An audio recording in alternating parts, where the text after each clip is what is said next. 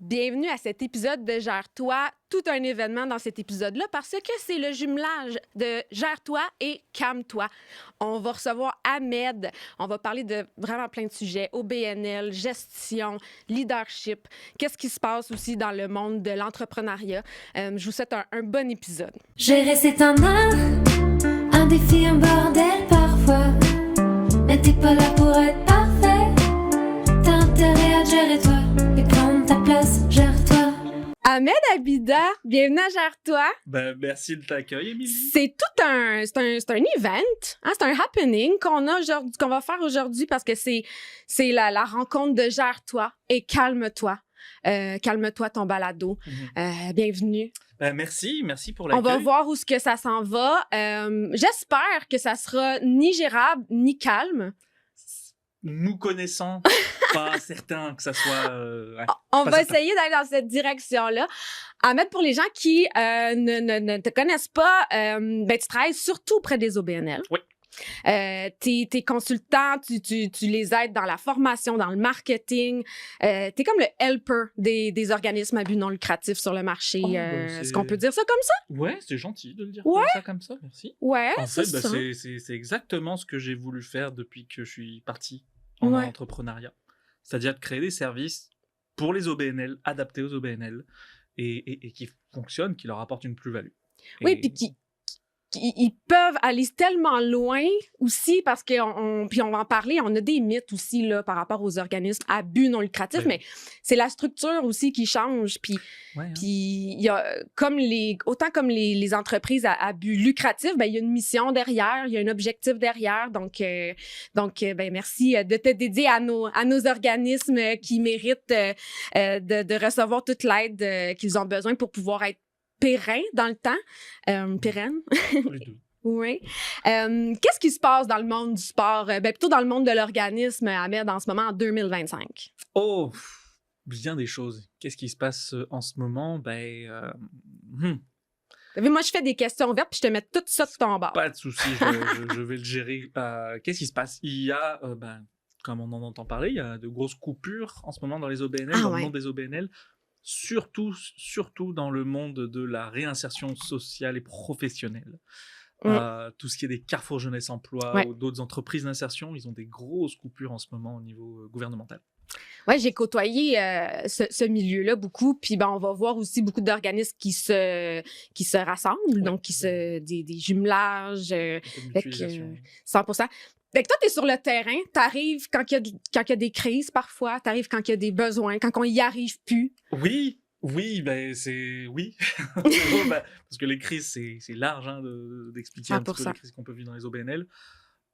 Un exemple de crise que je peux donner, sur lequel je peux intervenir, je fais beaucoup de supervision clinique, c'est-à-dire que j'accompagne des équipes qui font de l'intervention psychosociale dans leur quotidien pour essayer de travailler leur pratique. Une des crises auxquelles j'ai pu être appelé, c'est quelqu'un qui s'est fait tuer dans un organisme communautaire. Mais non. Et que ça a secoué les équipes, à juste titre. C'est le genre de crise auquel aussi je peux intervenir. Fait que là, t'arrives sur place.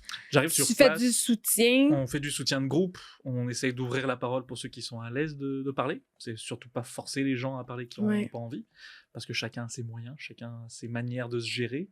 Puis je veux justement créer une petite bulle où les gens vont se protéger là-dedans et les aider à passer au travers de ces instants-là.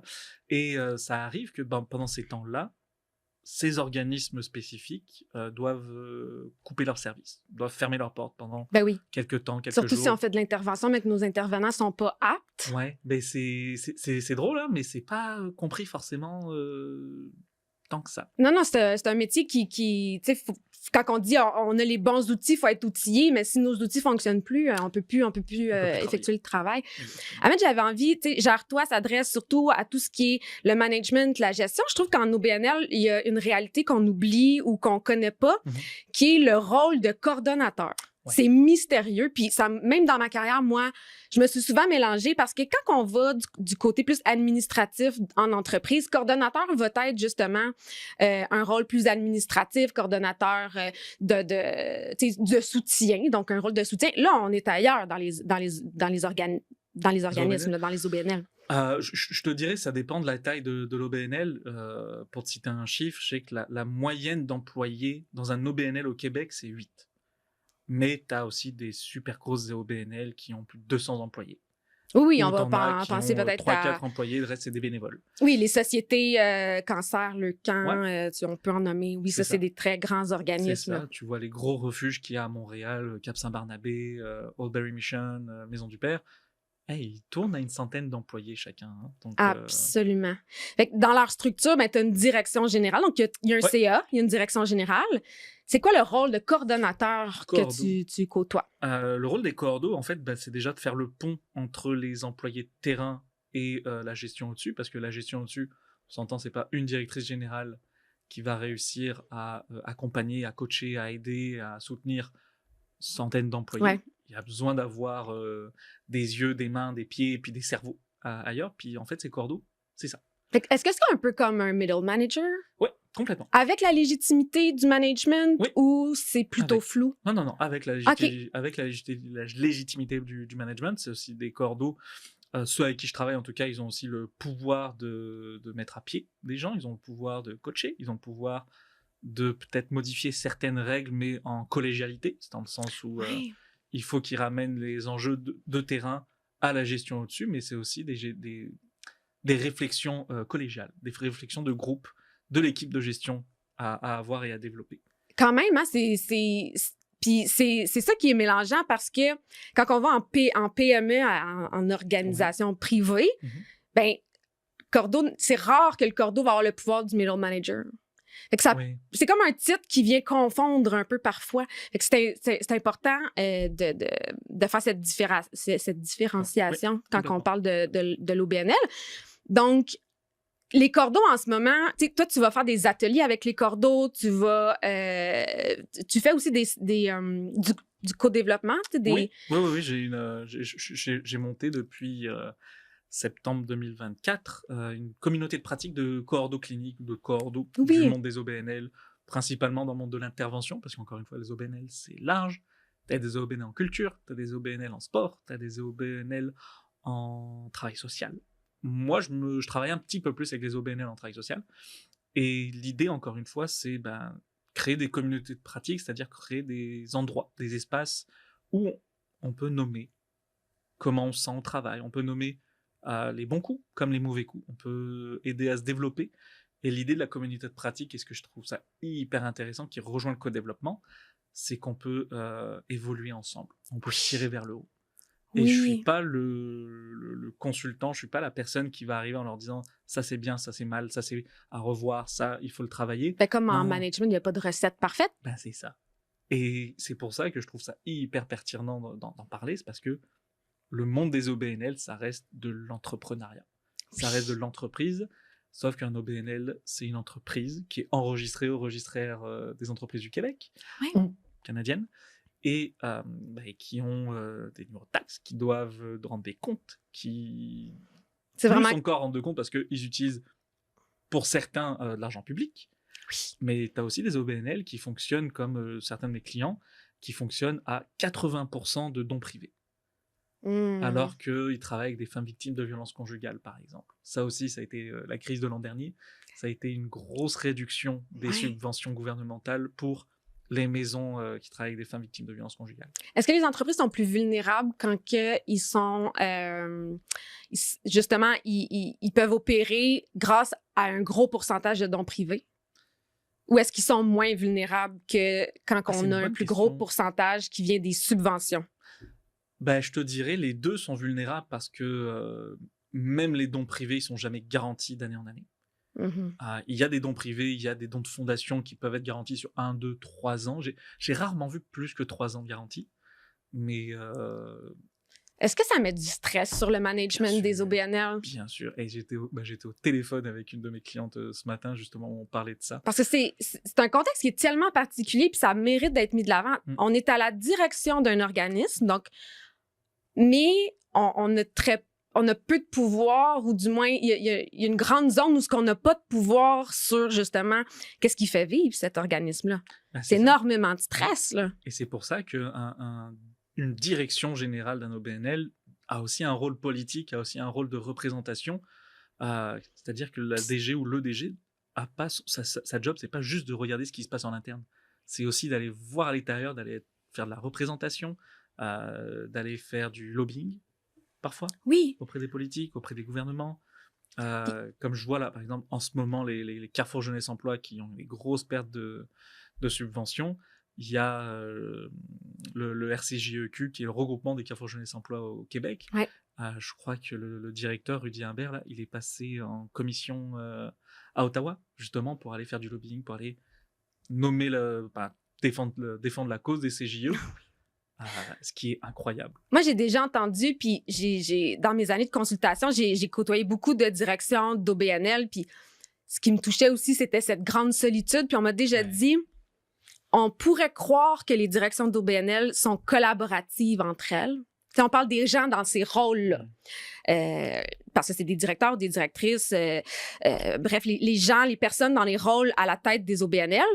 Mais on m'a dit la solitude derrière, parce qu'en fait, parfois, on est tellement en train de tirer sur notre barre de couverte pour faire survivre notre organisme qu'on n'est plus dans la collaboration. Tu sais, justement, le lobbying, le stress qui vient avec, ça devient un peu individualiste à quelque part, tu sais, parce qu'on se concentre sur qu'est-ce qu'on doit défendre, puis ce qu'on me témoignait, c'est qu'on ressent aussi ce stress-là chez nos consoeurs, nos confrères, à la tête de d'autres organismes, et ça crée en fait ce sentiment de solitude-là, parce que on aurait tendance à croire qu'on peut s'appuyer entre nous, mais parfois le contexte fait que c'est plutôt difficile. Toi, t'en penses quoi?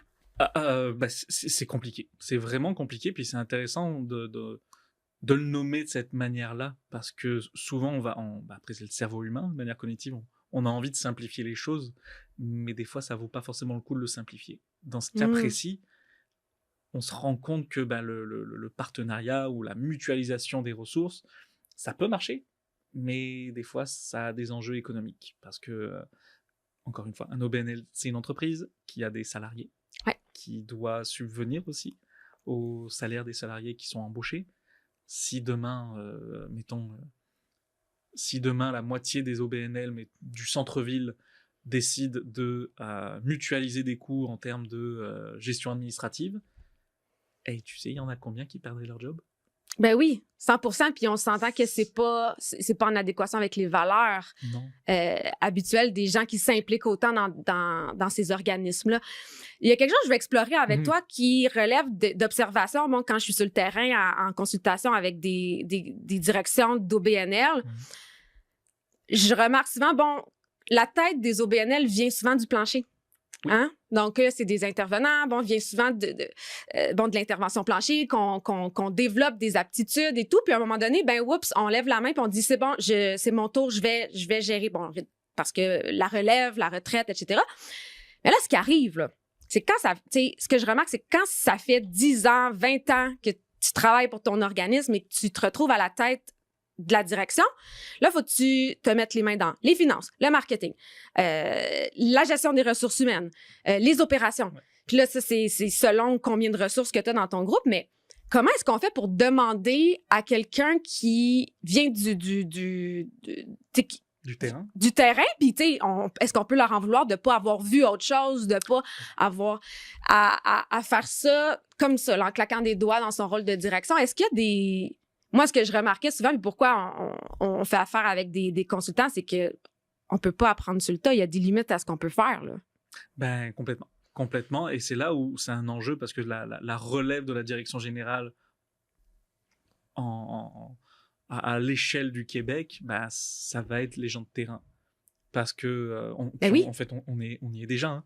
2020, ça a été une des crises du communautaire avec la COVID, c'est qu'il y a énormément de gens qui se sont posé la question de « Hey, pourquoi je fais ce métier? Est-ce que je suis encore si bien que ça? Les conditions de travail, elles sont pas optimales. Parce que c'est pas un mythe. Les salaires sont moindres, les conditions... Parfois... Ça s'améliore. Honnêtement, ça s'ameillore. C'est pas parfait. J'en vois quelques-unes qui ont quand même des très bons packages. Oui, ça s'améliore quand même. Puis tant mieux. Il faut. Sauf que ça a créé une pénurie de main-d'œuvre déjà sur le terrain. Aujourd'hui, la pénurie de main-d'œuvre, elle existe encore, mais je te dirais qu'elle a évolué plus au niveau de la gestion. Ouais. Maintenant, aujourd'hui, ça devient extrêmement compliqué de recruter des gestionnaires, que ce soit middle management ou direction générale. C'est hyper compliqué de trouver des bons candidats. Et c'est pour ça que la plupart du temps, soit on fait monter quelqu'un de l'interne, soit on recrute quelqu'un qui ne sera pas le profil parfait, mais on va miser sur les consultants, les formations, on va miser sur du coaching, on va miser sur du co-développement, on va miser sur... Est-ce qu'ils sont oubliés parfois? Est-ce que ça arrive justement qu'on promeut, qu'on offre justement cette croissance professionnelle-là dans un rôle de direction en OBNL, mais qui t'envoie en formation? Qui te donne le go pour aller en consultation? Il faut que la direction fasse « Voici mes budgets, OK, je me paye un coach, je me paye de la consultation. Mais est-ce que ça arrive des fois que l'individu se sentent mal ou se sentent pas légitimes d'aller chercher de l'aide? Y a-t-il des blocages à ce niveau-là? J'en ai pas vu encore. OK. Puis, parce qu'on sait que t'es là. Peut-être. Peut-être. C'est vrai que quand on me voit arriver, on est rarement triste. Oui. En tout cas, donc tant mieux, ça me rassure. Mais je pense qu'il y a aussi une éducation à faire au niveau des conseils d'administration. Parce que je veux pas, l'aspect stratégique, l'aspect financement, c'est de leur responsabilité aussi. C'est pas que de la responsabilité de la direction générale. Puis tout à l'heure, tu parlais du niveau de solitude qu'on peut vivre à un poste de DG. C'est ça. C'est parce que il y a des choses que tu ne pourras pas nommer à tes employés, mais il y a des choses que tu ne pourras pas non plus nommer à ton conseil d'administration. Fait que tu te retrouves quand même en sandwich comme un middle manager. Même si tu es dans la direction générale, là, dans un rôle de... oui, tu te retrouveras en sandwich parce que ce n'est pas non plus tous les conseils d'administration qui comprennent la culture de travail d'un OBNL, qui comprennent l'aspect développement. Tu fais pas du développement d'affaires dans un OBNL comme t'en ferais dans une entreprise. Tu fais pas du cold call. Non, c'est complexe. Là. Non, c'est un peu plus complexe que ça parce que ça te demande d'aller sur de l'aspect politique, ça te demande de comprendre la société dans laquelle on est, ça te demande de... Regarde, là en ce moment... Faire de la veille, d'être toujours au courant de ce qui se passe. On est sur des périodes électorales municipales. Ouais. Déjà, à la mairie, j'imagine que ça va être un bordel monstre, mais c'est que ça bloque aussi des projets, ça bloque aussi... de manière administrative, puis une manière relationnelle, parce que ça reste un métier relationnel. C'est quoi? J'imagine. D'une, c'est frustrant, puis de deux, je pense pas qu'ils se sentent dans un moment de leur carrière, je parle des directions générales, je pense pas qu'ils se sentent dans un moment de leur carrière si serein et sereine que ça. Ça pourrait expliquer pourquoi on a de la difficulté justement à recruter des rôles de gestion en organisme, parce qu'on est de plus en plus conscient de ce que ça l'amène. Si on fait le choix d'occuper ce type de responsabilité-là, ça vient avec une charge mentale, avec un niveau... On s'expose à plus de stress. Les gens sont de plus en plus conscients. Tant mieux. Oui. Tant mieux. On veut pas des gens malheureux non plus à la tête de nos OBNL. Là. C'est ça. On veut pas de souffrance. Ça fait pas de sens non plus de travailler pour souffrir puis mettre sa vie... Ça rentrerait pas avec la mission aussi de nos organisations. Les gens t'appellent, donc tes clients qui sont des coordonnateurs, des directions d'OBNL, ils t'appellent, ils sont en panique. C'est quoi le top 3 des raisons? Oh, bonne question. Top 3 des raisons en ce moment, 2025? Ouais. Ou depuis que j'existe 2020? En moins que t'as tes prévisions 2026. J'en ai. Moi, je commence à faire à chaque année maintenant. Vas-y avec les prévisions. Je fais des posts pour... le actuel puis les prévisions 2026. À chaque année, je fais des posts de prévision de qu'est-ce qui va se passer dans le monde des OBNL. Et 2025, j'ai pas eu si tort que ça à date. Grosse demande, c'est j'ai une de mes employées, puis là, que ce soit intervention ou administratif, peu importe, c'est la même idée. J'ai un de mes employés qui est en surcharge de travail. Est-ce que tu connais quelqu'un qui pourrait aider, prendre la relève pendant un petit moment? OK, comme du temporaire, donc besoin de ressources temporaires. Besoin de ressources temporaires. Autre, c'est la perte de sens des équipes terrain. Je donne beaucoup de formations sur comment on reprendre la base de ce que c'est de l'intervention psychosociale. Je dirais que c'est le plus gros de formation que je donne. Fait que c'est les gestionnaires qui t'appellent puis font mon équipe il y a une perte de est sens, en chute libre. Ils vont pas bien, puis il y a de l'épuisement, puis ça crée énormément de choses. Puis ça tombe bien, je trouve que la loi 27 arrive avec l'obligation pour les employeurs de reconnaître les risques psychosociaux puis d'y faire quelque chose. j'en parlais ce matin, enfin pas ce matin, cette semaine avec une autre cliente, et je lui dis, en fait, tant mieux qu'elle arrive cette loi, parce que la job, vous la faites déjà. Ça va surtout valoriser ce que vous faites. Oui. Mais surtout, ça va vous obliger à tenir des logs, à tenir des registres de ce que vous faites. Chose que vous faisiez pas forcément par manque de temps, par manque d'énergie. Puis honnêtement, ils passent leur temps à éteindre des feux. Si tu passes ta soirée à écrire tous les feux que tu as éteints, puis ce que tu vas faire avec, ça va être long. Et bah, c'est un peu un passage obligé qu'ils vont devoir faire, mais honnêtement, tant mieux. Oui. Je pense tant mieux. Oui, tout à fait, tu sais, puis qu'est-ce qui, selon toi, ça va être quoi le résultat, la plus-value de l'arrivée de cette loi-là, la loi 27? Si tu veux la résumer peut-être en une phrase là, en pour une phrase, la plus-value, nos auditeurs qui seraient pas à jour sur la loi 27. La plus-value, ça va être s'il y a un cas d'employé qui se plaint ou qui fait une plainte à la CNESST pour mauvais traitement, pour... Parce que vraiment, c'est l'obligation de l'employeur, peu importe l'entreprise, de prévenir et aussi d'agir en cas de problématiques au niveau de la santé psychologique de nos travailleurs. Exactement. Ça va passer par la surcharge, ça va passer par... harcèlement, ça va incivilité. Exactement. Donc, je pense que la plus-value, ça va être juste qu'ils vont avoir plus d'outils pour pouvoir prouver qu'ils font bien leur travail. Ou au contraire, ceux qui font mal leur job, ils vont devoir apprendre à bien le faire. Oui. Parce qu'on en parlait dans un hors-micro. Parce que quand on est employeur, OK, ben, on embauche des employés. Bon, OK? Mais on détient entre les mains énormément on va dire pas de pouvoir, mais de responsabilité envers la santé psychologique des gens, là. Je pense que tu peux dire pouvoir. Ouais. Je pense qu'on peut. Puis ça, c'est tellement sous-estimé. Ouais. Ben, c'est ça, parce que pas que la personne, que ton employé fasse bien ou mal sa job, ta responsabilité envers lui ou elle est la même. Est la même, c'est-à-dire il faut lui nommer, il faut avoir des conversations difficiles, il faut coacher, il faut amener à se développer, il faut adresser. Parce que tu sais, sur le schéma du développement de compétences, on commence toujours par tu sais pas que tu sais pas. Tu sais pas que tu sais pas. Donc, puis il faut que les employeurs le sachent maintenant à quel point ils ont des responsabilités et qu'ils doivent agir. Exactement. Et cette responsabilité, elle vient avec ce pouvoir dont je te parle, c'est-à-dire que veut pas, l'employeur, il a aussi le pouvoir de couper tout ça. De couper tout ça, il détient... Il ne plus à la job. Exact. Il détient, en fait, l'estime. Tu sais, il y a entre les mains un pouvoir sur l'estime de la personne, sur une partie aussi du climat familial. Parce que... Oui. Parce que la job revient toujours à la maison. Tu vois, et c'est là où je trouve que c'est exponentiel, là. Les risques psychosociaux au travail, c'est hyper intéressant de les comprendre parce que elles brisent un petit peu cette barrière de ce qui se passe à la job reste à la job, ce qui se passe à la maison reste à la maison. Comment on peut programmer les gens à la réussite?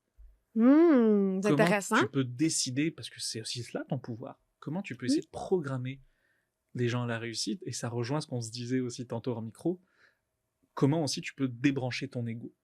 Oui. Comment en tant que gestionnaire? Les émotions sont valides, mais tu as le contrôle sur les actions que tu vas prendre par la suite. C'est ça. Sur les laisser guider les actions ou non. Parce que là, on dit responsabilité de l'employeur, etc. Mais c'est pas juste du négatif. Non, bien sûr. Puis ça va aussi avec la responsabilité des employés. Hein. Ben oui. Puis c'est pas parce qu'on prend nos responsabilités d'employeur qu'on est toujours dans les concessions, qu'on est toujours dans le... tu sais, on parlait des horaires, des choses comme ça. On n'est pas toujours en train de donner... Tu sais, c'est cette impression-là, parfois, dans un rôle d'employeur ou de gestionnaire, qui cette impression-là qu'on doit... Maintenant, avec les changements, on doit toujours donner plus. C'est pas de donner plus, c'est en fait d'agir mieux. Exactement. D'agir mieux, puis en agissant mieux, c'est favorable pour toutes les parties. Du moment où tu as compris ça, tu t'es enlevé 20 heures de travail sur ta semaine. C'est clair. Parce que ce qu'on veut, au final, c'est une transaction légitime entre un employé qui a envie d'avoir du fun au travail et de se sentir bien et performant. Parce que c'est nos besoins psychologiques, c'est quand même de se sentir performant, de se sentir bon dans ce qu'on fait. Puis à l'employeur, que sa masse salariale soit un investissement qui génère un retour de performance. C'est ça. Fait que, quand on comprend ça, ben on comprend aussi que tout le monde, l'employeur a un contrôle aussi pour favoriser la performance de son employé, puis que parfois, ben en choisissant l'allée A ou l'allée B, ben, on a un pouvoir sur un employé qui va se sentir mieux, qui va être plus heureux, qui va donc plus performer. Ben, t'imagines pas quelle transaction, pardon, mais quelle répercussion sur le travail, parce que là on parle d'un employé, mais un employé heureux, ça fait aussi tout le reste de l'équipe plus heureuse, puis ça fait, dans mon cas, moi, le travail fait en OBNL, ben, ça fait des services rendus à la population meilleurs. Fait que t'imagines l'exposant, c'est pour ça qu'il y a un exposant dans le logo d'Impact M10, en fait, c'est pour démontrer ce côté exponentiel-là d'un réel impact dans ce qu'on espère, le côté positif. Mais ce qu'il ne faut pas sous-estimer, le côté négatif aussi, peut être exponentiel aussi. Hein, dans l'entreprise privée, on va penser à ton employé qui est frustré parce que son boss n'a pas bien adressé une situation alors qu'il aurait pu juste tweaker son approche. Mais ton employé va aller à la machine à café. Il va parler à l'employé de l'autre département. Après ça, il va prendre un call avec le client. Ça va se sentir dans la voix. Après ça, il va faire des erreurs fournisseurs, réputation. Et ça dégénère. J'aurais aimé travailler avec toi. J'aurais aimé être employé très avec toi. Peut-être dans les quelques dernières années, oui, mais pas avant. Ah ouais? Non. Pour pouvoir aider, il faut avoir aussi acknowledge, avoir vu. Moi, j'étais pas une bonne gestionnaire là, en début de carrière. Ben, en début, puis jusqu'à il y a quelques années. Moi non plus. Moi, comme je le dis, j'ai été coordo d'une équipe de travailleurs de rue à Montréal. Et j'étais horrible comme gestion. Moi, honnêtement, je suis très à l'aise à le nommer. Non, mais toutes les bêtises que j'ai faites dans ma vie pro, surtout quand j'ai été coordo d'une équipe. Parce qu'en plus, on était passé d'une équipe de 4 à 10 en 6 mois, ce qui est vraiment une grosse augmentation. Puis, moi, c'était mon premier poste de gestion à ce moment-là. Puis, en fait, tous les services que je crée aujourd'hui, c'est aussi une manière de dire, en fait, c'est tous les services que j'aurais voulu découvrir quand j'étais gestionnaire. Même chose pour moi. Tu sais, personne n'est là pour apprendre, aider, dire ou déclencher les échecs qu'on a vécus, en fait. Parce que des fois, parce qu'on est tellement... Enfin, en tout cas, moi, je parle pour moi, j'étais tellement la tête dans le guidon, j'étais tellement la face dans... c'est la phase d'essai-erreur. Ouais, mais que, en fait, je voyais même pas que j'avais besoin d'aide. Oh, ouais. Je voyais même pas... En fait, je voyais même pas l'écosystème qu'il y avait autour de moi. Auprès de qui je pouvais aller demander de l'aide, parce que ma boss, on s'entendait vraiment pas.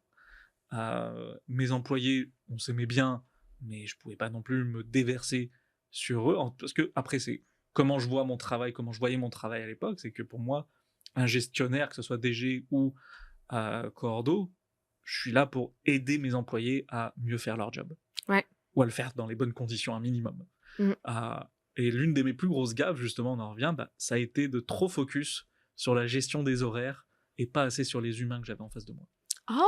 Ça, je pense que ça a été ma plus grosse erreur. Ouais? Parce que tu voulais, quand tu gérais les horaires, tu voulais plaire? Est-ce que tu voulais plus plaire? Tu les faisais pour que tout le monde soit heureux, ou tu les faisais pour que les services soient vraiment assurés? Ou? Parce que on était à contrat aussi avec des bâtisses privées, donc c'était pour que les services soient vraiment assurés, mais je pensais pas assez à leur bien-être à eux. Je pensais plus à, regarde, fais ce qu'on te demande de faire déjà. Comme dans la restauration. Olivier, tu peux-tu rentrer? Exactement. Non, mais là, j'ai personne à soir, là. Exactement. Non, mais c'est parce que là, puis là, ça dégénère, puis... Et nous, on comprend pas pourquoi notre employé, il veut pas rentrer travailler, parce que nous, on est dans une urgence, alors que lui, il est sur son jour de congé, puis il a bien droit à son jour de congé. Ouais, puis en amont, tu sais, des fois, j'amène le principe un peu de la dette psychologique. Oui. Tu sais, si tu sais que tu es propice à devoir appeler tes employés à dernière minute pour te dépanner, va créer de la dette psychologique. C'est quoi de la dette? C'est vraiment... Assure-toi qu'il le fasse pour toi.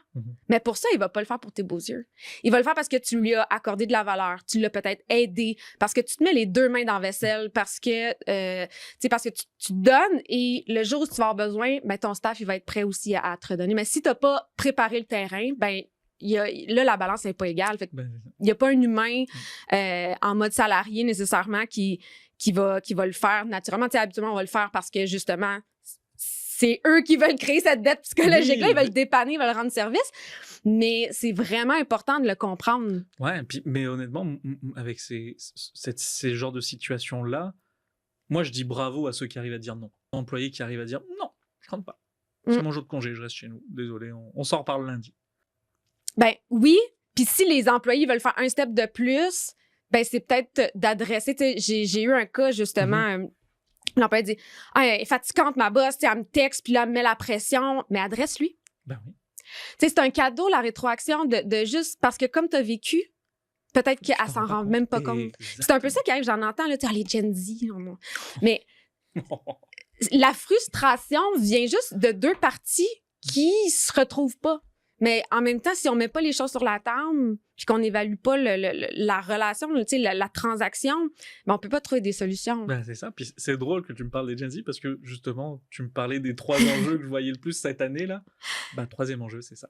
C'est pas les personnes de Gen Z, l'enjeu en tant que tel, c'est l'aspect relationnel. Oui. Comment on entre en relation avec la Gen Z, comment on crée du lien, comment on travaille avec eux parce que ils n'ont pas forcément les mêmes attentes vis-à-vis du travail que nous, on en a. On peut plus appliquer le même leadership, les mêmes pratiques de management, puis ça, faut le comprendre. Mais non, puis en fait, comme des personnes qui étaient là avant nous, ils pouvaient pas adapter les mêmes principes de leadership qu'ils avaient entre eux avec nous, tant mieux. Là, on fait juste continuer à changer à chaque génération. Mais c'est comme si à chaque génération, on l'oublie, qu'on change. Ben oui. Ben, tu sais, moi, si je regarde ma fille de 10 ans là, qui fait wesh à tout bout de champ, là, puis qui a la flemme, tu sais, à un moment donné, j'ai le choix, tu sais, soit que je la juge, puis, tu sais, mais non, tu sais.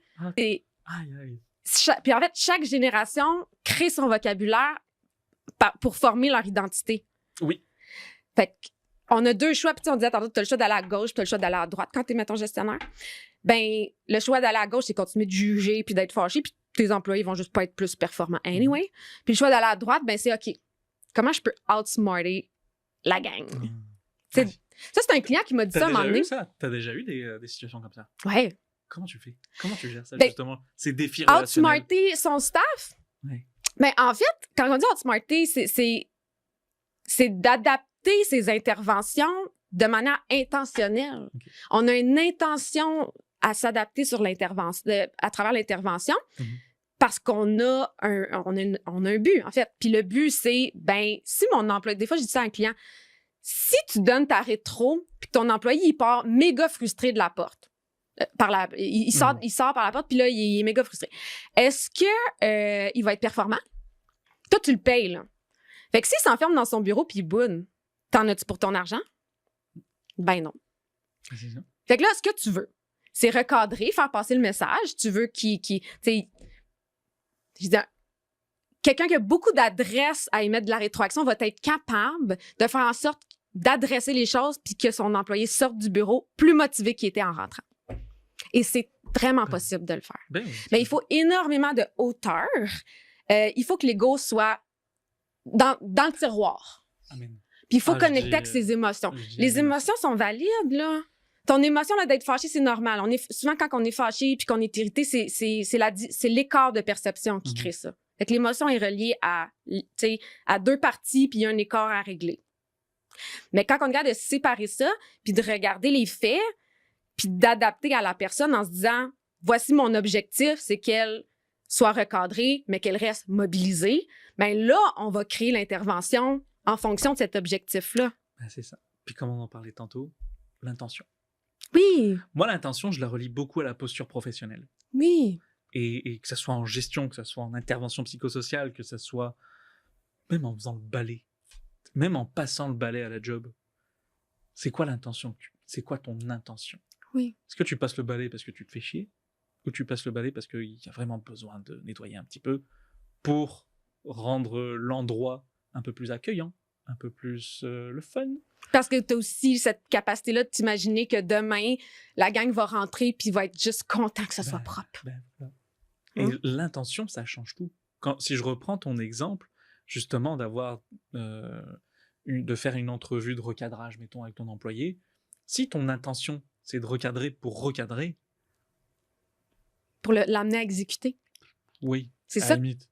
Mais si ton intention, c'est de recadrer, mais aussi d'augmenter la motivation ou de donner un petit feedback sur, hey, par exemple, ça, va falloir faire attention à ce que ça n'arrive plus, mais il faut aussi voir c'est quoi les moyens que tu donnes à la personne, c'est quoi les moyens que vous donnez ensemble.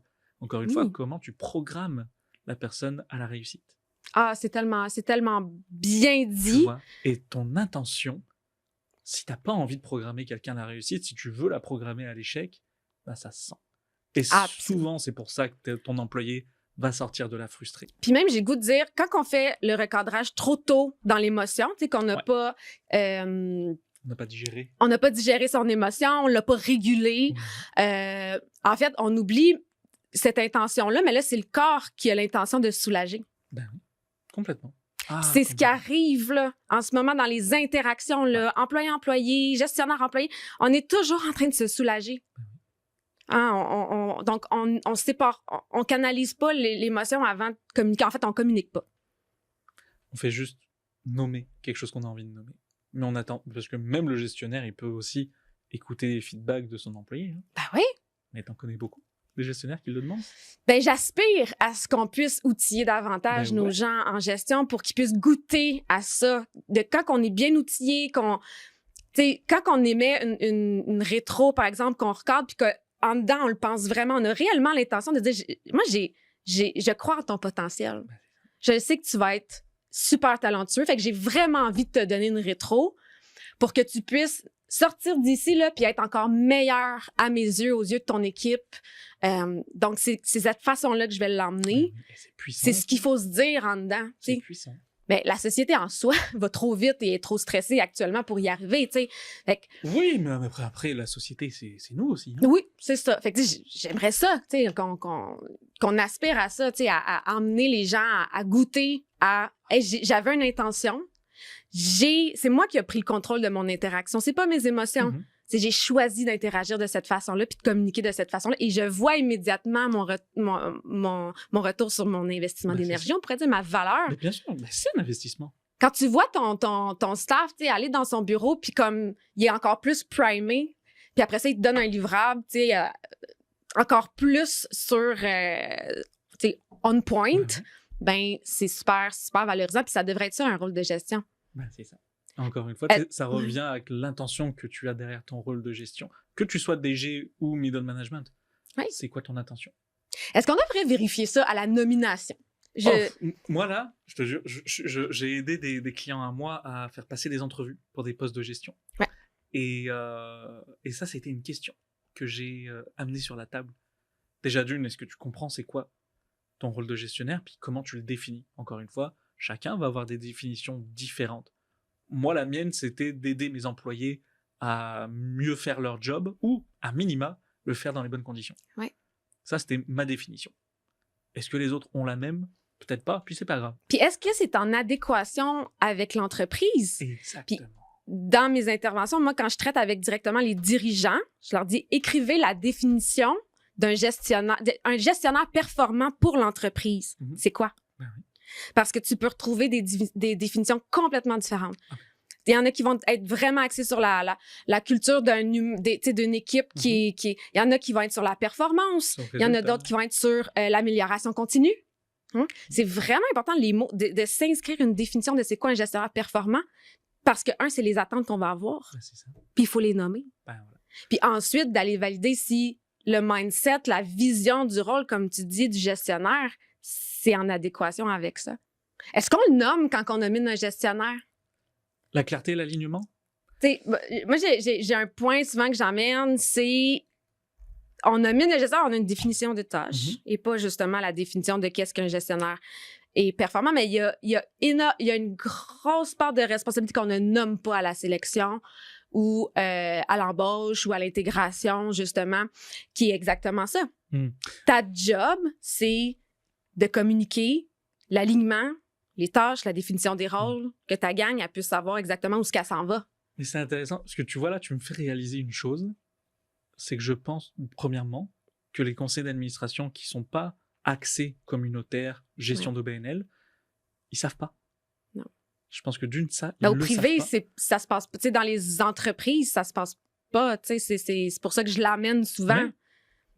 On n'adresse pas ces choses-là. Ben, c'est ça. Je pense que d'une, ils le savent pas, et de deux, ils s'attendent à ce que le ou la gestionnaire qui passe en entrevue, ils s'attendent à qu'il soit déjà au courant.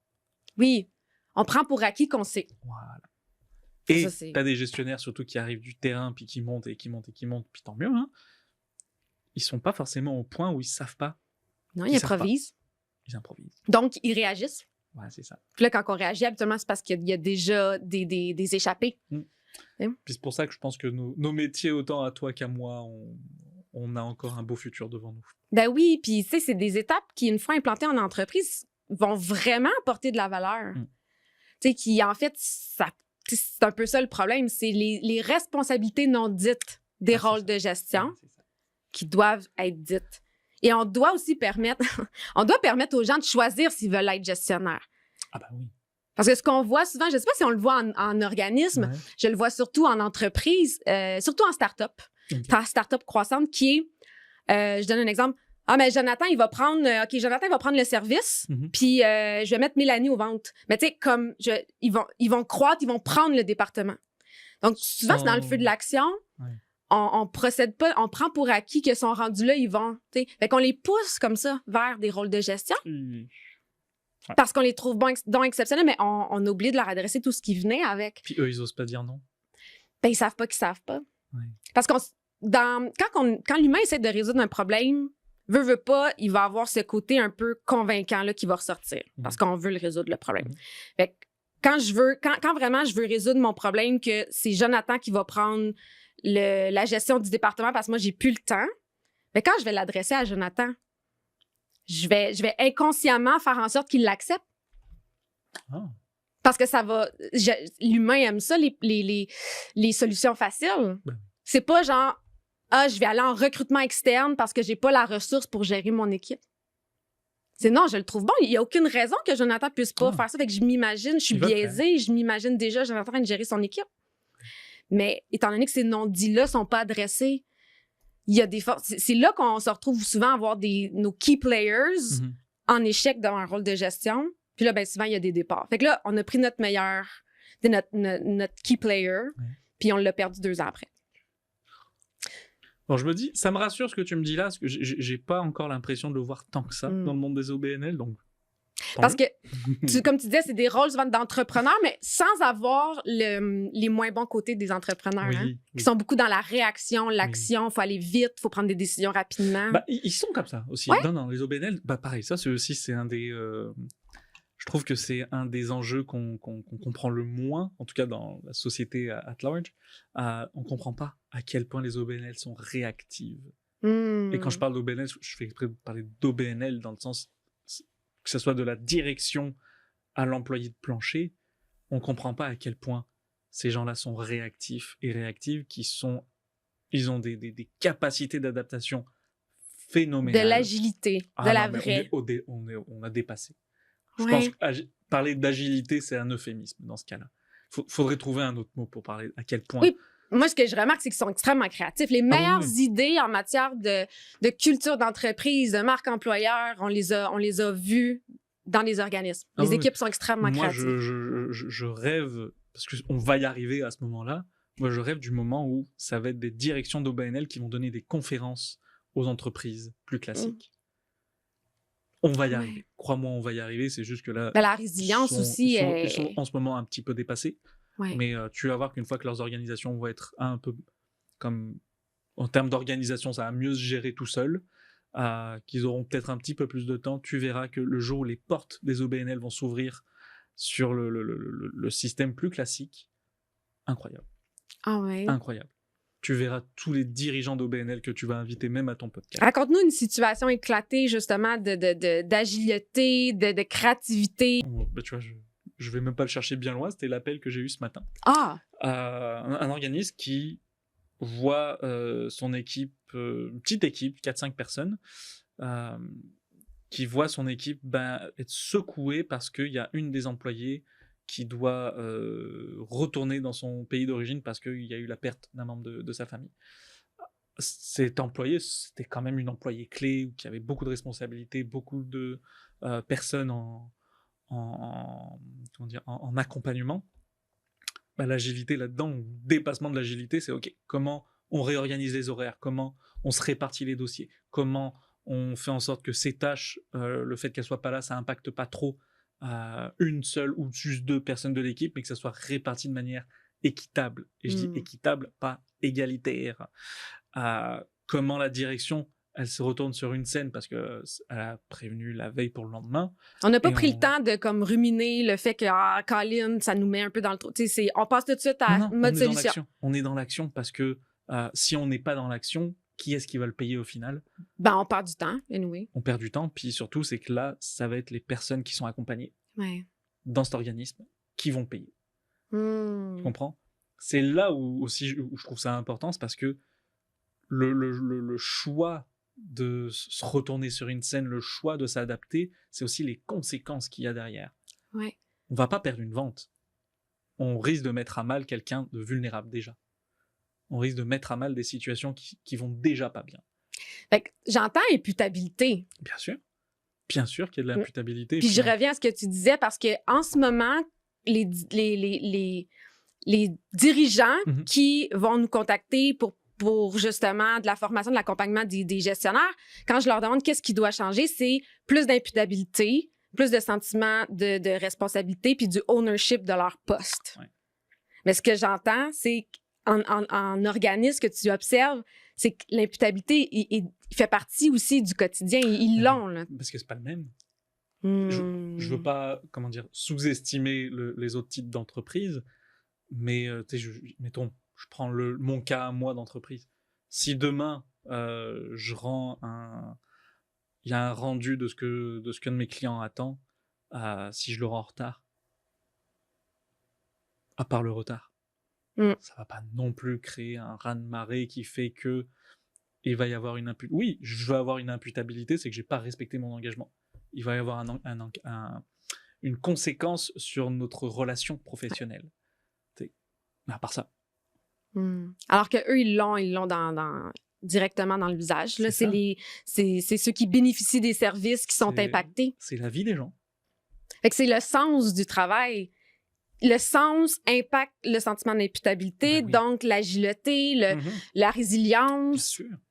Bien sûr. Puis justement, et c'est là où c'est important de le comprendre, parce que ça devient aussi un petit enjeu avec les Gen Z, c'est qu'on n'arrive pas forcément à communiquer correctement là-dessus. Le sens. Travailler sur le sens, travailler sur l'imputabilité, travailler sur la posture professionnelle. Moi, dans les formations que je donne en ce moment, je parle beaucoup de posture professionnelle et d'éthique au travail. Ouais. Et ben, je me rends compte qu'on passe beaucoup plus de temps à parler de posture pro que de parler de technique d'intervention, par exemple. Pourquoi? Parce que parler de posture professionnelle, je me suis rendu compte qu'on n'en a jamais réellement parlé avec eux et elles. Non, ça, c'est un autre sujet que je me demande justement à quelque part, on peut pas en vouloir aux plus jeunes. Mais tu sais, moi, je me rappelle de ma génération, là, tu sais, on fait partie de la génération où ce que papa, maman arrivaient et disaient « Va chez IGA porter tes CV ». Puis là, OK, il faut que tu arrives, tu souris, tu donnes la main. Est-ce qu'on peut t'en vouloir de pas savoir c'est quoi les tendances du marché en marketing? OK, c'est quoi tu sais, le changement en matière de leadership? Est-ce qu'on peut en vouloir? Mais en même temps, est-ce qu'on peut faire en sorte que ça n'arrive pas, cet écart, cette obsolescence-là de compétences? Bah, encore une fois, j'en reviens à ton attention. J'en reviens à ta posture professionnelle. Est-ce que... Puis, on va se dire les vraies choses. Oui, on se dit les vraies choses. On a le droit d'avoir des journées où ça va pas. On a le droit d'avoir des moments. Ouais, mais non, c'est important de le rappeler. Tu sais, c'est bête. Des fois, je passe souvent 5-10 minutes à discuter avec des gestionnaires en disant vos équipes, ou même vous-même, vous avez le droit de rentrer au travail en colère. Oui. Vous avez le droit d'avoir des émotions. Puis de le dire, là, en ce moment, là, je me sens fâchée, je m'excuse. Je vis, tu sais, si on le nommait, ça serait donc plus facile pour les équipes. Ben oui. Tu sais, puis même en rétroaction, j'autorise aussi, pas j'autorise, mais ce que je vais suggérer, c'est autorise-toi à nommer ta déception. C'est ça. Tu sais, il y a des... Puis tu m'as déçu, mais en ce moment, je me sens déçue. Parce que c'est vraiment ça que tu ressens. Ben, c'est correct. Il n'y a rien de mal à ça. Après, si la personne en face le prend mal, le vit mal, ou que ça crée aussi des émotions négatives chez l'autre, bah, c'est là où, en tant que gestionnaire, il y a un enjeu, puis il faut que tu travailles ce côté-là. Ouais. Déjà, le travailler avec toi-même et le travailler avec ton employé. Tu sais, je te donne un exemple. Moi, j'avais je vais pas dire une cliente, c'est un organisme avec qui j'ai arrêté de travailler parce que tu vas comprendre pourquoi. La cliente, elle obligeait ses employés à se dire bonjour le matin. Elle obligeait chacun des employés qui arrivaient à faire le tour des autres bureaux, à dire bonjour aux autres. C'était une Que t'ailles norme bien organisationnelle. Ou que t'ailles pas bien. Pour vrai, je sais plus si c'était écrit, mettons, dans le code éthique de l'entreprise ou ça, mais ouais, c'était un des trucs. Vous devez vous dire bonjour tous les matins. OK. C'est spécial. Ouais. Ouais. Elle m'a expliqué d'où ça venait. Je comprends la volonté d'eux, mais de là à obliger Fait tes employés. On comprend l'intention, mais l'approche très directive est comme c'est pas compatible. Ben, c'est ça. Et c'est là où l'intention est hyper importante, mais si t'as pas la bonne approche, Ben oui. ça peut créer l'effet complètement inverse. Fait qu'il faut que tu te demandes, l'approche que j'utilise, va-t-elle servir mon intention? Et c'est là où tu tombes, je trouve, dans la technicité de gestion qui est hyper intéressante, parce que c'est dans ces endroits-là où tu vas créer ton génie, tu vas créer ton style à toi, ton style de gestion. Oui, parce qu'il n'y a pas une recette de bon gestionnaire. Ça, on peut-tu se le dire, là, d'arrêter de faire des to-do list de leadership? Puis, ça, là... Moi, je sépare vraiment l'aspect leadership et gestion. Tu peux avoir un style de gestion et avoir un style de leadership différent. Ben oui, parce qu'un rôle de gestion n'est pas un rôle de leadership. Ben exactement. Tu peux avoir des employés avec un style de leadership très pertinent. Ah oui. Et tu peux avoir des gestionnaires qui ont du bon leadership pour le contexte, pour l'équipe, ça s'applique. C'est ça, ça parce aussi. que, encore une fois, il y a des concepts comme ça, je trouve, qu'on ne définit pas ou qu'on définit mal. Ben oui. Le leadership, c'est l'art d'inspirer les gens. Puis tu vois, pareil, ça, faut le nommer. Même sur les termes utilisés, Observe. Moi, je suggère souvent aux personnes que j'ai, soit que je coach ou soit dans les communautés de pratique que j'anime, je leur amène souvent à réfléchir plutôt en termes de stabilité versus de changement. Quand vous parlez de choses qui vont se développer en entreprise, dans le quotidien, en termes de relations de travail, en termes d'opérationnel, parlez plutôt de « OK, on va amener ça à se stabiliser » plutôt qu'on va changer. C'est intéressant. Les gens, ils sont tannés du changement. C'est bon. Regarde. Non, mais c'est stabiliser pour mieux goûter aussi à la... Tu sais, on change, on évolue. On change pas, on évolue, on veut faire mieux, en fait. Ben, c'est ça. Mais à un moment donné, il faut s'arrêter pour goûter à qu'est-ce qu'on... ce qu'on fait mieux, un bénéfice. Et tu le dis bien. À un moment, il faut s'arrêter. Ouais. On peut pas tout le temps être dans la course. Puis réaliser ce bénéfice-là. Ouais, c'est ça. Et c'est pour ça que... Et puis, tu vois, le gère-toi, calme-toi, c'est là où je pense qu'il y a un nœud à créer avec ça. C'est qu'encore une fois, on ne se développe pas dans l'urgence. Non. Le meilleur changement, il opère quand on ralentit, quand on s'arrête et qu'on s'assoit pour goûter, comme tu le dis. Et que si on n'a pas compris ça, c'est sûr qu'on va pousser des gens à l'épuisement professionnel et on va se pousser soi-même à l'épuisement professionnel. Ouais. Et globalement, un des gros trucs que je fais, un des gros enjeux que je fais dans ma job, c'est essayer d'éviter que les gens s'en aillent en arrêt de travail. Ben, idem, tu sais, c'est de revenir à la mission de les statistiques au Québec, ça va pas bien, là. Tu sais, on les affiche, on en parle et tout, mais il faut des solutions concrètes. Ouais. Mais les solutions concrètes, c'est pas des solutions que tout le monde va pouvoir... je te dirais, il n'y aura pas une solution miracle. Non. Il faut aider des gens à trouver leur solution. Oui. En tout cas, moi, c'est ce que je m'efforce à faire. C'est comment les entreprises, les organisations, les personnes dans ces organisations, à ce moment-là, quelle solution est la plus adaptée pour vous. 100%. Et c'est pas parce que c'est la solution aujourd'hui que ça va être la même solution à amener dans 2 mois, dans 2 semaines ou dans 6 ans. Oui, ou on peut-tu parler de formation? Hein? La formation, s'il vous plaît, ce n'est pas une patch sur un symptôme. Il faut qu'on arrête. Okay? J'adore ça. Les organisations du Québec, là, vous perdez de l'argent en formation en ce moment. Arrêtez. Moi, ce que je dis toujours... 2 secondes. Ouais? Ça se peut, là. Oui, les formations servent 100%. Il y a des bonnes formations, mais il y a une étape qu'on skip avant de prendre des symptômes puis de patcher ça avec une formation. Là. Et c'est là où c'est important, puis je vais même faire du pouce sur ce que tu viens de dire. Une formation, c'est pas là pour régler un problème. Ben non. Une formation, c'est pour monter en compétences. C'est tellement délicieux ce que tu viens de dire. Si tu as besoin de régler un problème, je t'en conjure, je ne sais pas qui nous écoute, je vous en conjure, si vous avez des problèmes à régler dans vos organisations, parlez-en. Oui, Si il y a des étapes. Si vous ne savez pas comment amener le sujet sur la table, faites affaire avec des gens comme Émilie, comme moi ou comme d'autres personnes avec qui vous êtes à l'aise de discuter de ces problèmes-là. Qui vont prendre du recul, avoir un regard objectif, parce qu'en fait, quand on a le nez dedans, c'est les symptômes qu'on voit. Bien sûr. Fait que, même si on réglerait un symptôme, peu importe, on voit que les symptômes. Il y a plusieurs couches pour aller chercher le problème. Donc, ce qui arrive, c'est que peu importe l'intervention, ça ne deviendra pas durable si on ne va pas jusqu'à la problématique. Que de payer une formation à toute une équipe. Ben oui. Parce que certainement, pas toute l'équipe a besoin.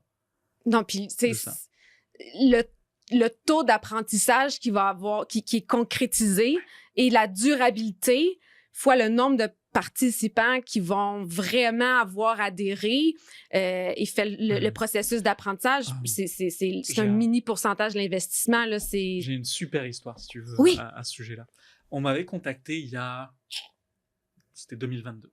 2022, on me contacte sur LinkedIn.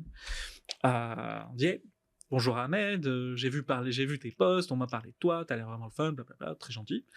Il avait raison. Là-dessus, il s'est pas trompé. Tant mieux. Et la personne me dit j'aurais besoin de tes services. Je suis actuellement en poste de coordination dans une équipe et on a un employé qui, je pense, aurait besoin d'une formation en one-on-one. Déjà, moi, tu me dis, il y a besoin d'une formation one-on-one. Un accompagnement. Déjà, elle me donne une formation. Okay. J'écoute. Je suis comme, OK, qu'est-ce qui se passe? Explique-moi la situation. Donc, on se fait un appel.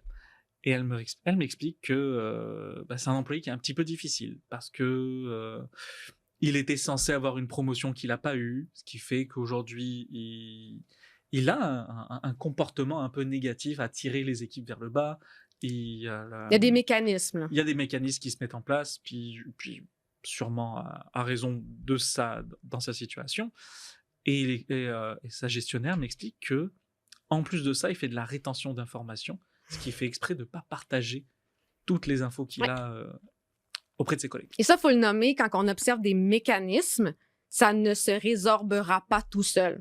C'est une séquence et elle va juste aller dans une seule direction, c'est-à-dire de pire en pire. C'est ça. Faut agir. Donc, on en discute, puis je lui nomme mon malaise en disant, regarde, tu m'expliques tout ça, mais je pense pas que ce soit la formation, la solution. Donc, je lui pose la question, qu'est-ce que vous avez fait avec lui jusque-là?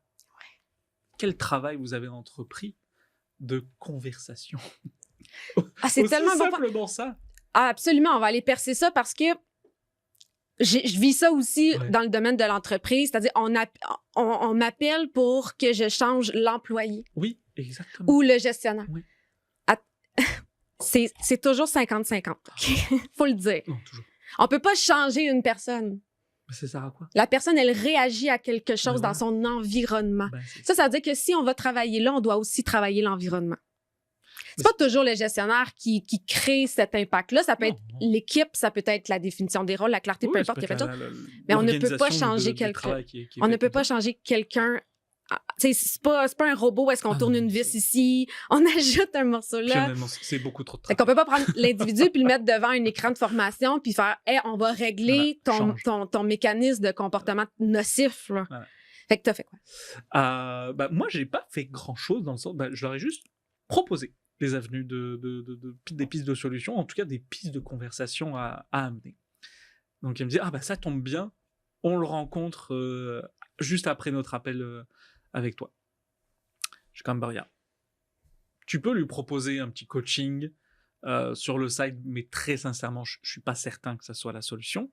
Mais si vous avez envie de lui apporter quelque chose, je peux comprendre votre volonté comme gestionnaire d'agir. Ouais. Moi, ce que je vous recommande, c'est juste de le rencontrer puis de lui demander comment ça va.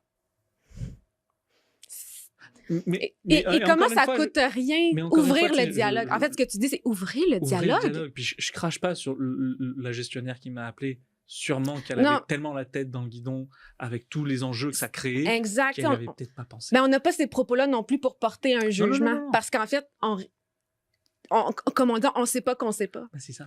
Puis nous, le rôle qu'on veut donner, c'est d'amener ce savoir-là au bon moment, à la bonne place, Voilà. sans juger la personne. Ben, voilà. C'est- Donc au final, ils se sont dit ah bon, ok, on va essayer cette avenue.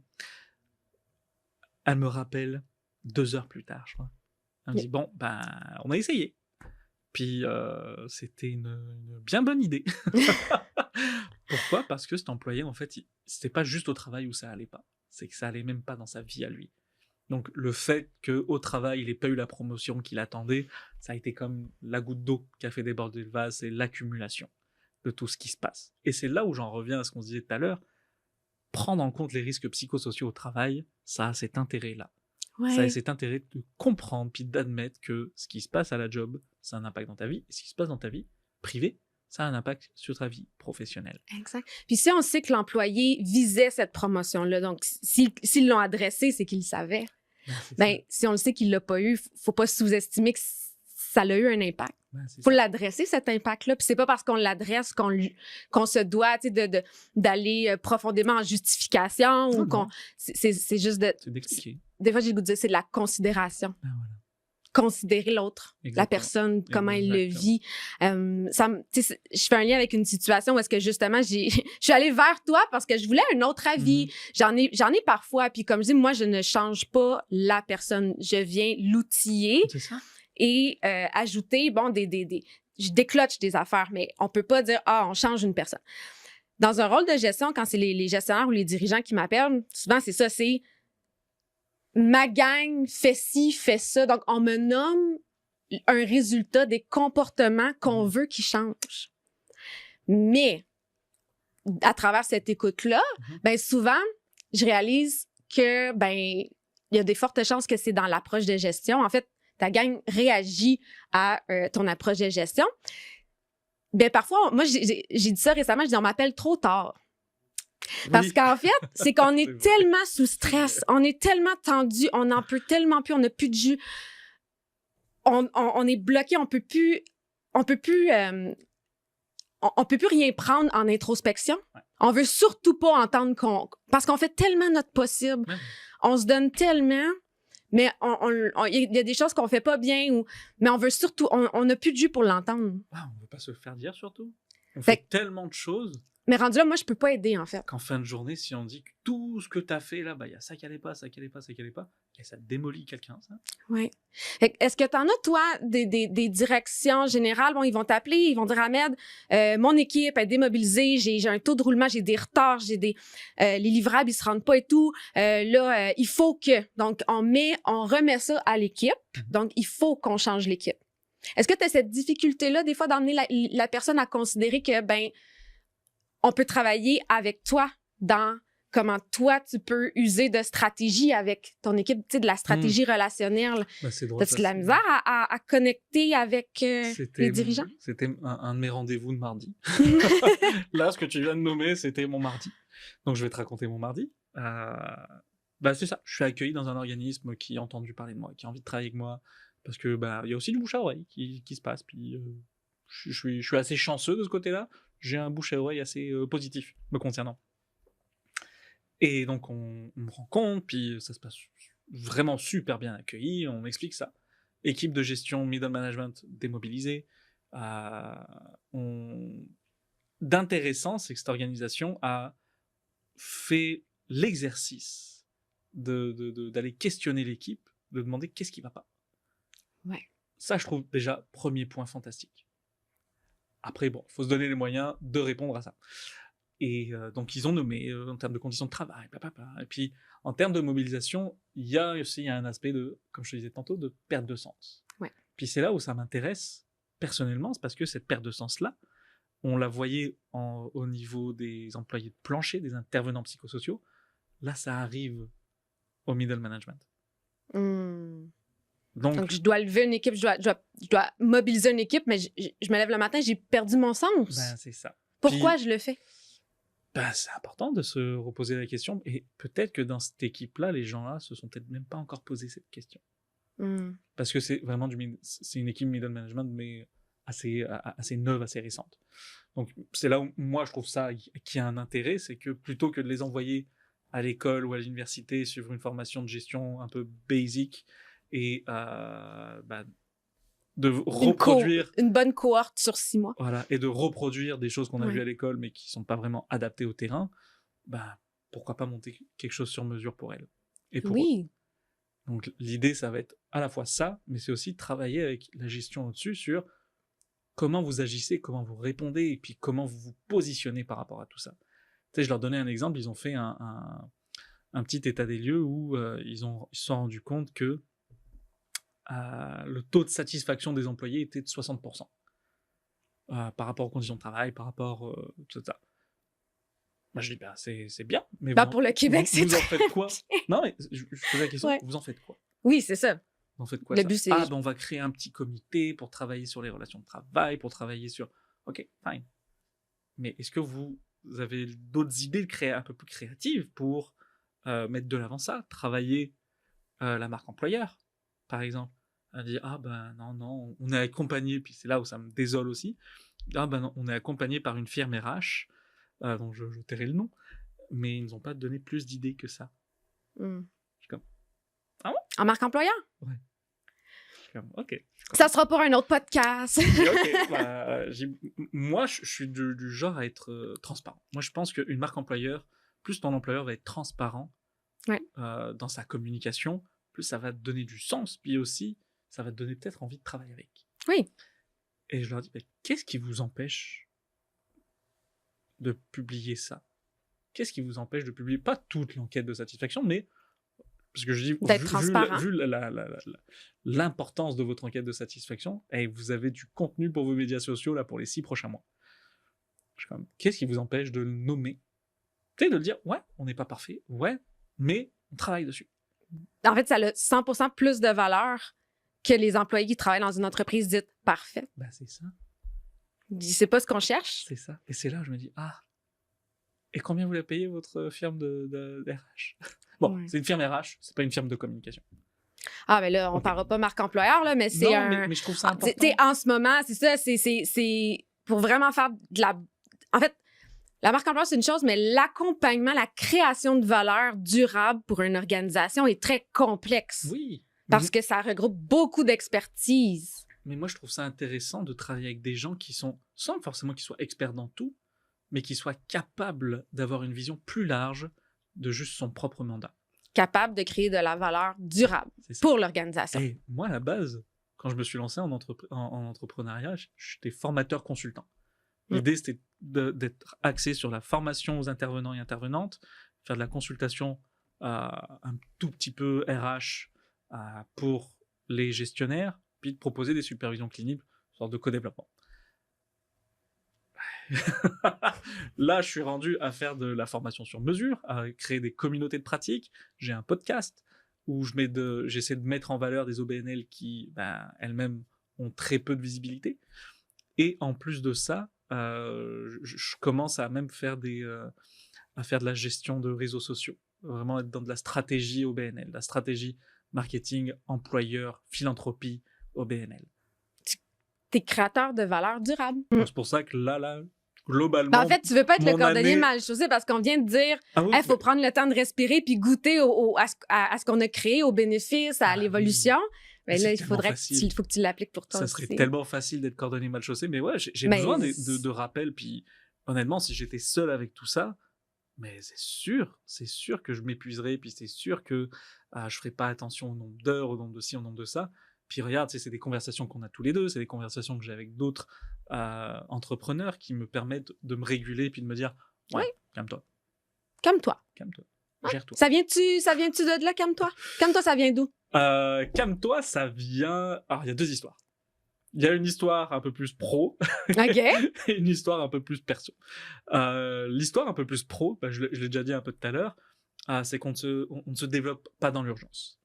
Donc le calme-toi, c'est aussi pour se rappeler de respirer, de ralentir. Si on veut se développer, peu importe ce que vous faites dans la vie, vous avez besoin de ralentir.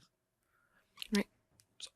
Le côté un peu plus perso, le calme-toi, c'est parce que je le dis souvent dans ma vie. Ah! Et mes amis proches, quand je leur ai dit que je lançais une entreprise qui s'appelle Calme-toi, bizarrement, ils étaient pas choqués. Donc, c'est une connerie que je répétais souvent, puis que je répète encore aujourd'hui. En fait, c'est même plus loin que ça, mais je suis pas allé jusque-là dans le nom de mon entreprise. C'est qu'une expression que je dis souvent, c'est « calme-toi, t'es l'enfant de quelqu'un ». Il y a un aspect un petit peu plus choquant, mais je le dis pas à mes clientes, vous en faites pas. Ah! Ben là, tu viens de le dire sur... C'est enregistré maintenant, c'est capté. Vous aurez qu'à l'écouter. Qu'est-ce que tu veux? Es-tu prêt pour des gérables, pas gérables? Allez, vas-y, j'aime ça. OK. On fait du ASMR. Je supporte pas. On l'a fait. Oh mon Dieu. OK, bon. Vas-y. Gérable, pas gérable, Ahmed. Le AI dans le milieu communautaire. Oh, gérable. Incroyable. Ouais. Incroyablement gérable du moment où on fait attention aux règles de confidentialité. C'est-à-dire que ça peut nous aider à gagner un temps fou sur la manière qu'on a d'écrire, de garder des notes, de garder des logs. Loi 27, comme on en parlait, si tu fais des interventions sur les risques psychosociaux au travail avec tes employés, et que ça peut t'aider à le mettre en page, à l'écrire, d'avoir des bonnes formulations pour nommer tout ça. Incroyable. Ouais. Mais attention aux règles de Mais confidentialité. je dis toujours l'utilisation intelligente de l'intelligence artificielle. Ben, c'est ça. C'est ça qui est important à retenir. Puis faire attention, comme on me l'a rappelé cette fin de semaine, une amie à moi, c'est que ça aussi, c'est un enjeu écologique. Donc faire attention à ça. Pour surveiller le futur ben là, ça va aller tellement vite, on dit futur, mais dans 6 mois, ça va être autre chose, là, mais j'ai goût de demander, gérable, pas gérable, le recrutement de bénévoles dans le marché du travail Alors, je te dirais moyennement gérable, tout dépendamment du poste occupé. Parce qu'on se rappelle que les conseils d'administration, c'est des bénévoles aussi. Oui, qu'on admire, là. Mais des gens qui vont aussi aller aider en cuisine, par exemple. Je dis ça à l'accueil Bono, où je donne beaucoup de formations. C'est aussi une structure qui marche énormément grâce aux bénévoles. Donc, oui, moyennement gérable les bénévoles du moment où faire attention à ce que ça ne remplace pas des jobs et que les gens soient suffisamment formés pour bien faire ce qu'on attend d'eux.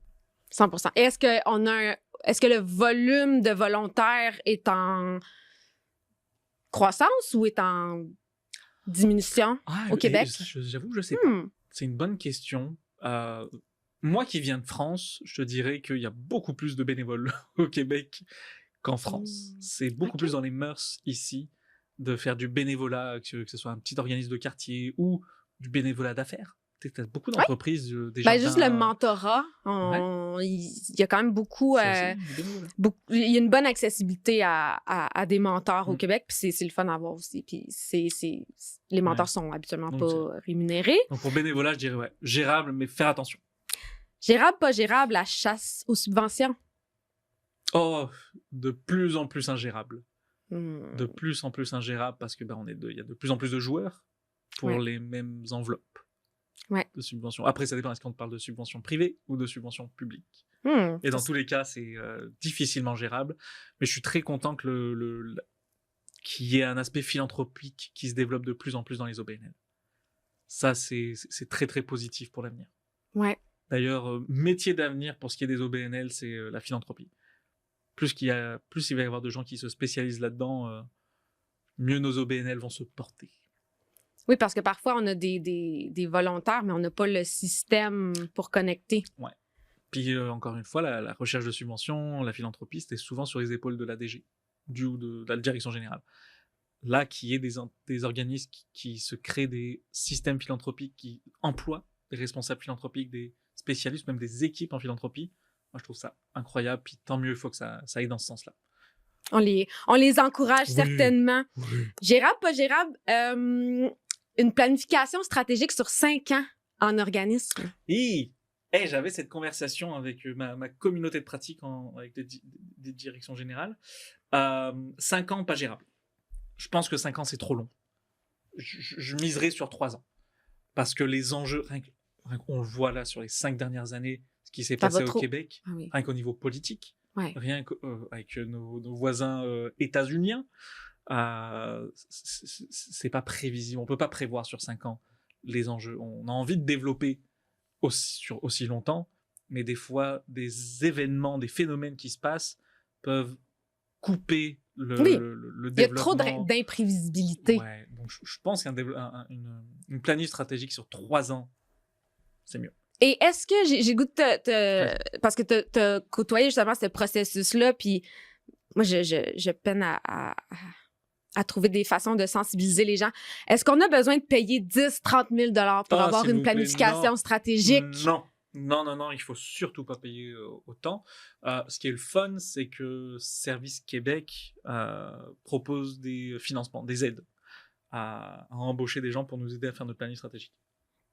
Mais globalement, on pourrait être capable de se faire sa propre planning stratégique sans l'aide de personne. C'est juste qu'il faut que quelqu'un l'anime. Oui. Mais en tant que tel, alors, moi honnêtement, je mettrais pas plus que 10 000 sur une planning stratégique. 10 000, c'est un très très grand max. Et je vous demande, petit Ola, attention avec ça, si vous faites des plannings stratégiques, il faut que vous ayez des plans d'action. Oui. Moi, je vois énormément d'entreprises qui accompagnent des organismes communautaires en planning stratégique. Donne le rapport d'animation. Mais zéro plan d'action, zéro visibilité sur les prochaines années. Zéro suivi.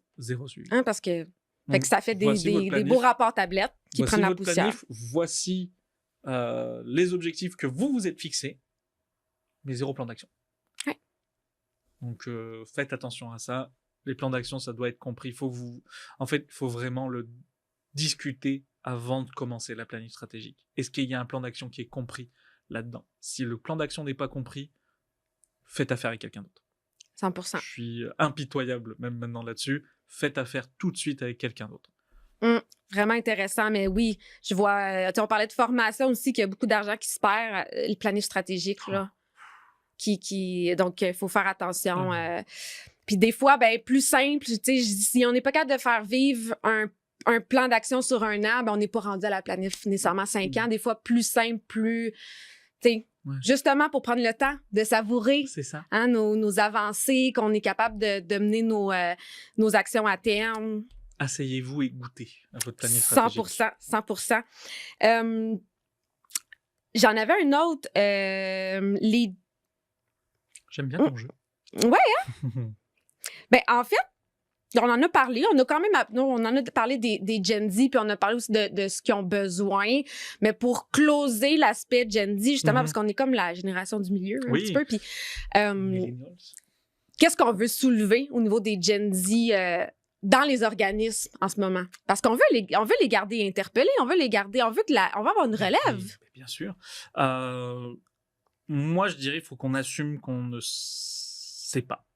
On ne sait pas encore aujourd'hui, de notre point de vue, de notre génération, on ne sait pas comment créer du lien avec.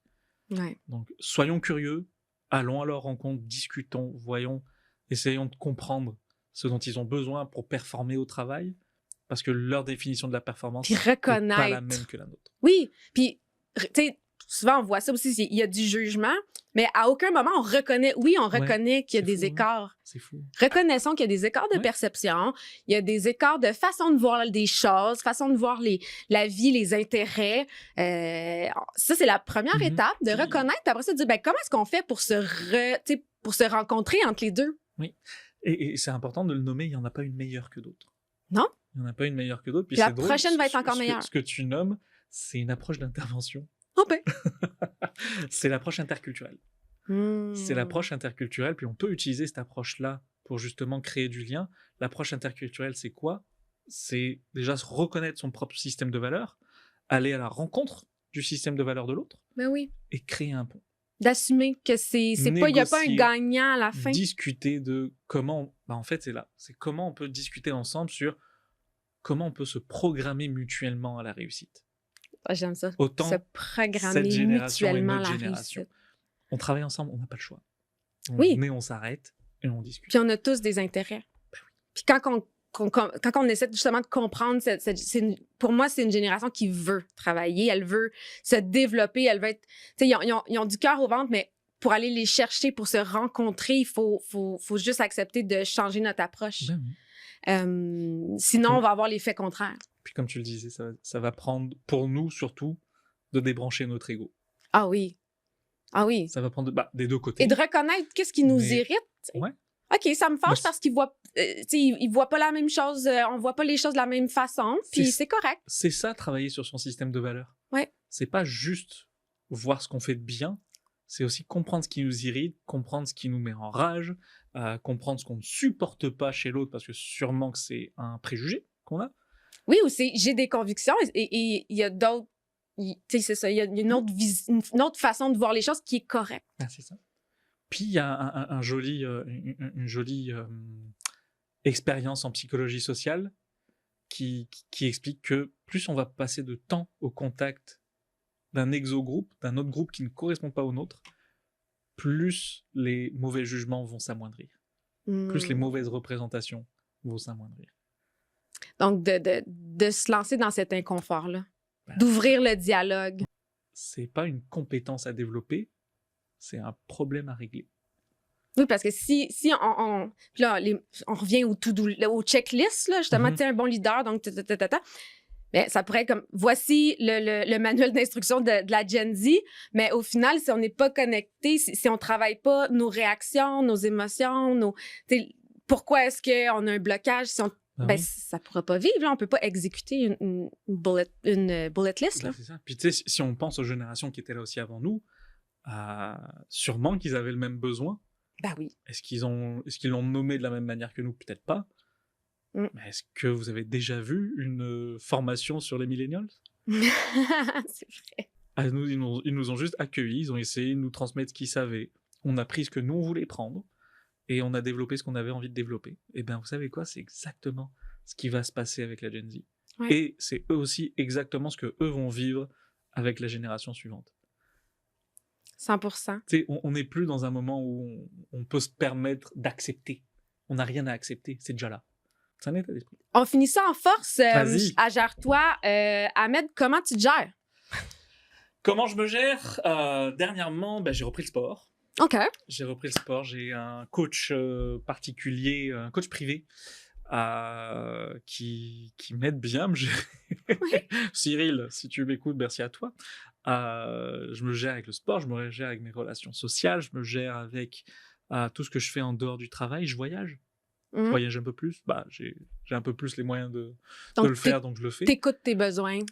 J'essaye d'écouter mes besoins. Là, je pars au Japon avec mon amoureuse dans quelques semaines.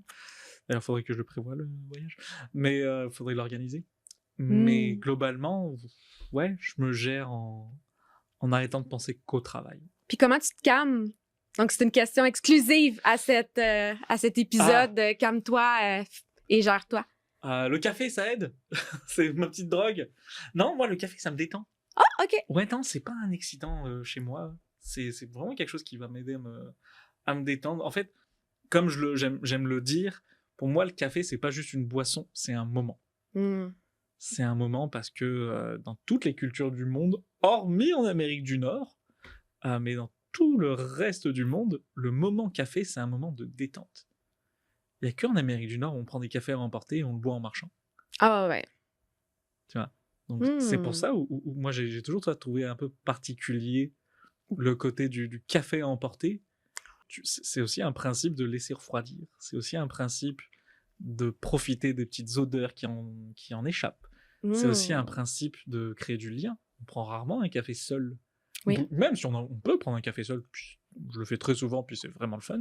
Mais il y a l'expression prendre un café qui veut tout dire, qui veut dire prendre le temps. C'est ça.